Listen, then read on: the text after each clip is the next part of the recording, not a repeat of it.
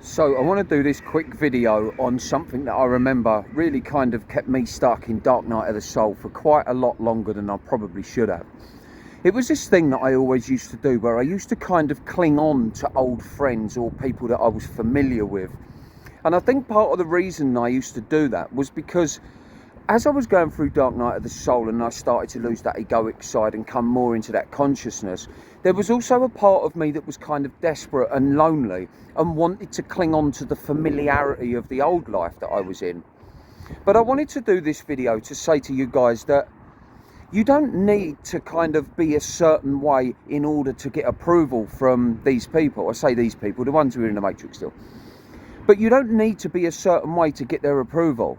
You know, it's okay for you to just be you and to let go of them, because so many of us will hold on to these guys because it's a part of our old identity that we formed as we were so heavily in the matrix and working through the egoic mind. And now we start to wake up to the realities of life. We have loads of different things that are going on for us, from wanting to change our careers, our relationships, move on in life, do different things, travel. We have all these things that come up inside us that we want to do. But because we have that, it's almost like this new ambition, but it's not actually an ambition. It's more a letting go of the old wants and cravings and now wanting to experience the new life that we've kind of finding, if you like. We're unraveling our true self. And it's important to know that to really dive into that side of yourself is not so much you needing to find yourself, it's more continuing to let go of what you no longer need or what no longer serves you.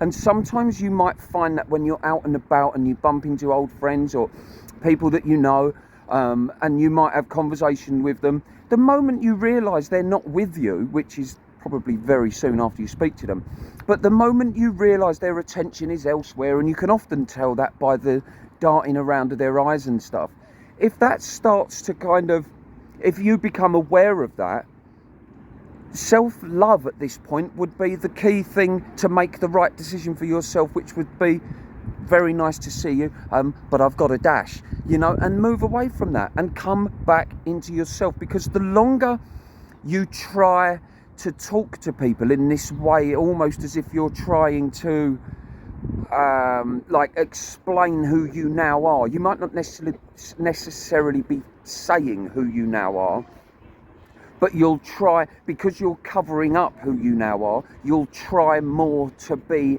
how they are, to go, you'll dampen down your consciousness, if you like, in order to have that conversation. And I guess what I'm trying to say is it's okay to move away from that, and serve yourself. You know, you've spent your whole life pumping the best of you back into other people. It's now time to pump the best of you back into you. You instinctively know what you need to do. All of us instinctively know what we need to do, but we don't carry it out sometimes because of the fear of what we think they are going to think of us. And that is just our heavy conditioning that's gone on in ourselves. And I'm leaving this video because that was a real strong thing over the last couple of weeks. I'd speak to a lot of people and they're not with me as I'm talking to them. They're just not with me. And I now don't feel any sense of loyalty to dampen down that consciousness, if you like, in order to have these trivial conversations about things that, if we're honest, we all know in society we're not really interested in having. You know, the how are yous and yeah, I'm fine, thanks, how are you? Most of the time people aren't really interested anyway, unless it's a very close friend, then that's a little bit different. But I'm talking about the acquaintances, maybe work colleagues, maybe even certain members of our family. You know, in order for us to serve the collective consciousness, guys, we have to start really indulging into our own consciousness and trying to understand that the more we develop and evolve into our new selves, and we stop being ashamed of that, if you like, and we come truly into that identity, the more we will be observed by the people that we're often scared of, like scared of their opinions. They will observe you in your life. They will observe that you are different. They will observe that you are changing and things for you are changing. You're becoming a different person. But they will also feel that sense from you that you seem content, you seem more peaceful, you seem happier.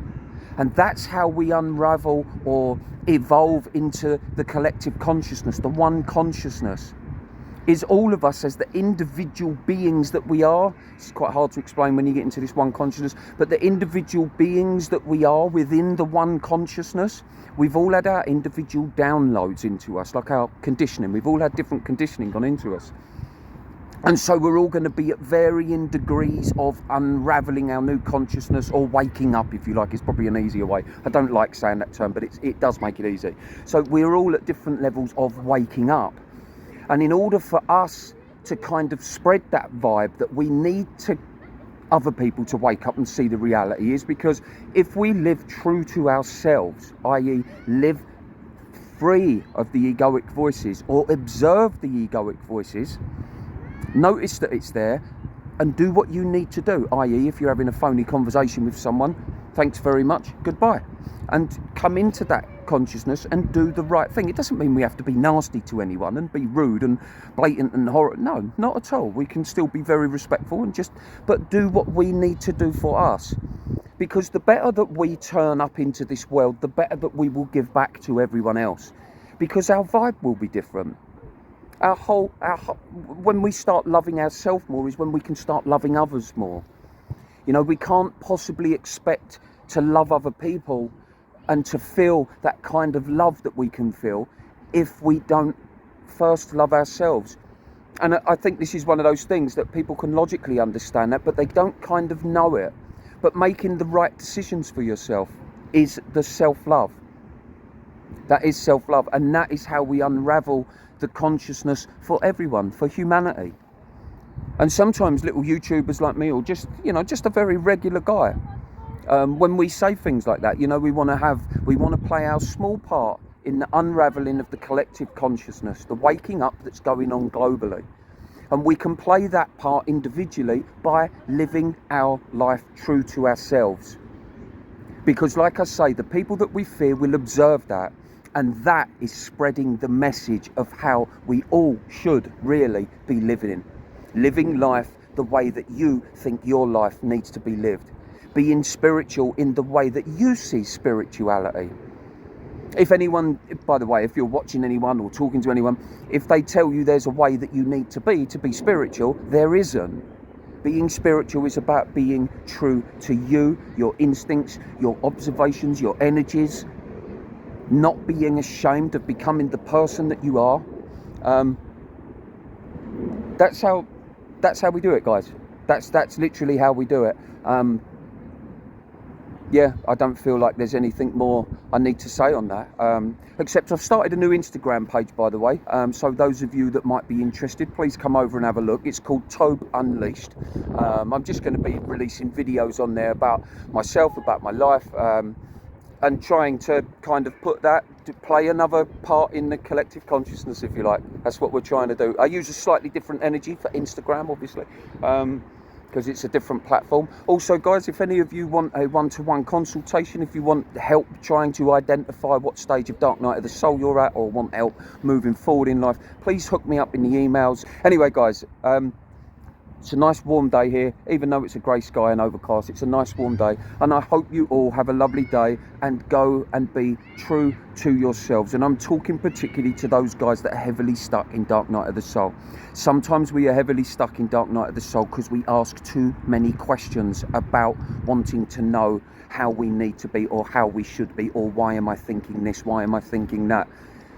The peace is found in them realising you don't have to ask the questions.